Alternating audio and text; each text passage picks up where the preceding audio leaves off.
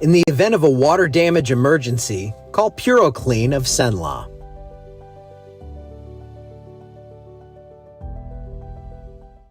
No matter the weather, Alexandria Emergency Hospital is always here for you. Rain or shine, our doors are open 24/7 to provide the care you and your loved ones need fast.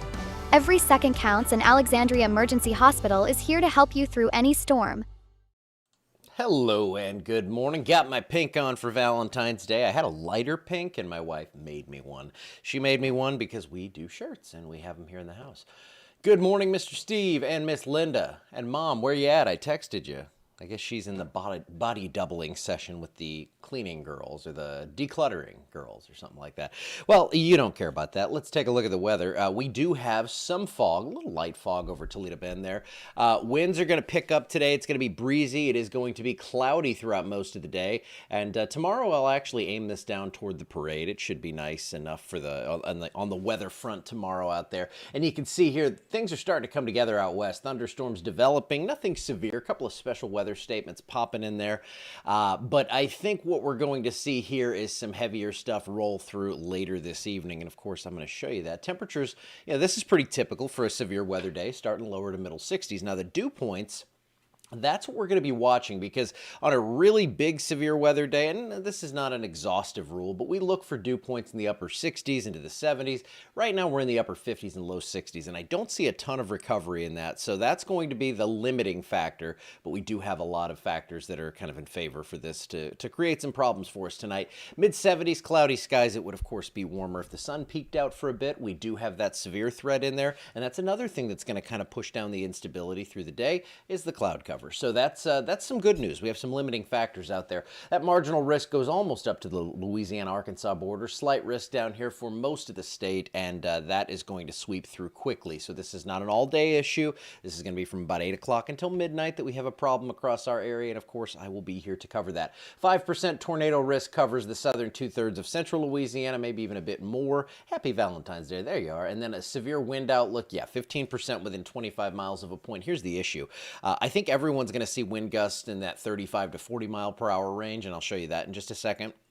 But I think along the line, we're going to see a couple of patches where we get 60 to 70 mile per hour gusts, and that, of course, could bring down some trees. Here is the HRRR current forecast. This one was from this morning, so this one goes out far enough to where I can show you everything. And I don't know why it just did that, because I had put stop points in that. So we're going to go back and we're going to redo that. Okay. Beautiful. We can redo it. So coming through the afternoon, we have 7 p.m. here now. So again, Shreveport yesterday, this was about 8 o'clock. It was going to roll through, so 7, a little bit earlier. And this thing's going to move quickly. So again, 7 o'clock, there's 8 o'clock pushing into our western parishes. Alexandria between 9 and 10 o'clock, I think, is when this happens. You can kind of see that bow echo starting to form right there. And then as that charges through the area, that is going to be out of here. And on this model, by 11 o'clock, heck, I might even be able to watch a show or something before I go to bed. I mean, hey, this is better than 4 or 5 in the morning. So as that continues on to the east, that bow echo continues through Baton Rouge, through New Orleans, and into southern Alabama, Mississippi. Then it goes away. Now I can go back to the rest of the show. Okay, here are your future wind gusts. That's your man right there, Mountain Man Tree Service. If you have issues tonight, if you have a tree that lands on the patio or something, you're like, we got to get this taken care of. That's the number you call, 318-277-7830. Southerly winds coming in today, and you can see as that system approaches, as that low-level response happens, we're going to see winds really pick up. So 30-plus mile per hour gusts, that's independent of the line of storms. The line's out here just west of Natchitoches and Leesville, and you can see the winds increasing a bit out that way. Then that pushes through our area right here in Alexandria, my area where I live. We're going to see that, you can kind of see that curly Q of like 50 plus mile per hour wind potential that's going to roll through if this model iteration ends up being the one that works. And then behind that, it's going to be gusty into the morning hours. We're going to actually see that wraparound moisture probably stay mostly into the northern parts of the area, but we are going to see at least some sort of breeze continuing into tomorrow. So it's going to be kind of windy out there. I saw the campers lining up, and it's going to be rocking and rolling in the morning. 65 dew point. If we get to that, I think that's kind of the threshold on this. It's not exact, but if we get up to that level, that's when we're going to see that threat for severe weather bump up just a little bit. But again, 68 to 73, that's what we're typically looking for in a springtime setup. So this is not an ideal setup on the instability. The lower the dew point, the lower the instability. So as that continues to sweep through, you can actually see that bow echo pushing everything out there, and then that instability window, or it's kind of narrowing, and all that fascinating weather nerd stuff that I like to look at. 1 to 2 inches of rain. It's going to be a quick hit, maybe a little less in some spots.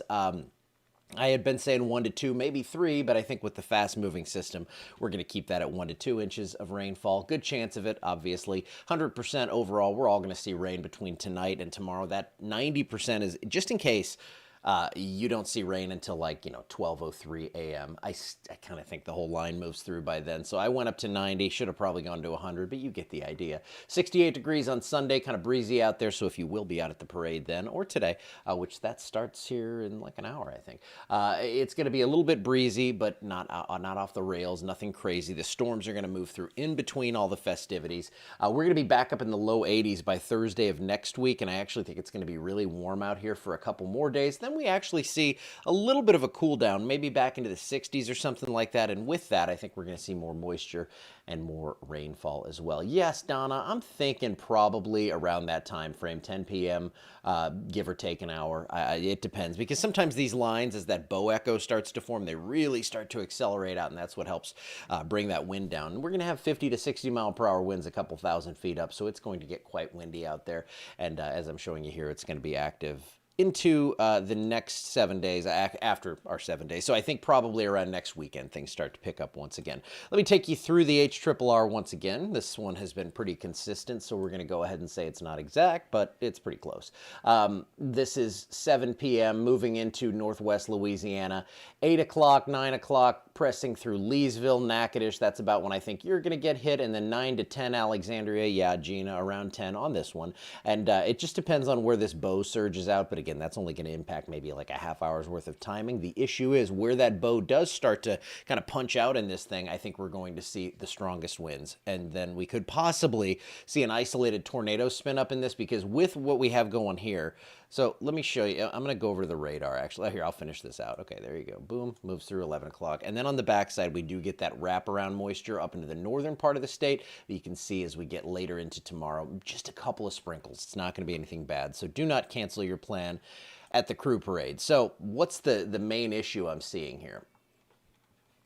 Hold on, let me do that. Okay, so just a couple of sprinkles right now. And I do, well, thank you, Don. I appreciate that. I wanted to show you kind of just a little inside baseball on this stuff.